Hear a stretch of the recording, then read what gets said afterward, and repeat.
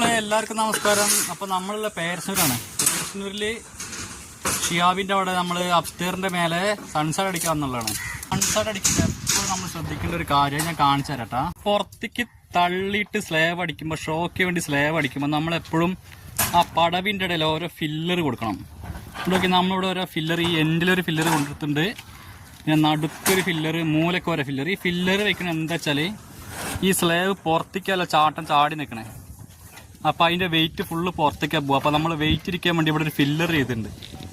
Main slave തന്നെ കമ്പി ഇട്ട് കൊടുത്തിട്ട് ആ കമ്പി നേരെ നമ്മൾ സൺസൈഡിലേക്ക് ഒടിച്ചിട്ട് ലേപ്പ് ചെയ്തിട്ട് ഒടിച്ചിട്ട് സെറ്റാക്കി വെക്കും.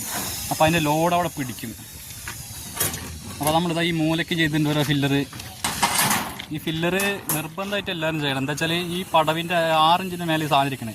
അപ്പോൾ ഉള്ളിക്ക് വെയിറ്റ് ഇല്ല. അപ്പോൾ വെയിറ്റ് ഇരിക്കാൻ വേണ്ടി നമ്മൾ ഫില്ലർ ചെയ്തെടുത്താണ്. അപ്പോൾ നമ്മളിതാ കമ്പി കെട്ടാൻ പോവാണ്. ഇവിടെ ഒരു ഫില്ലർ വന്നിട്ടുണ്ട്.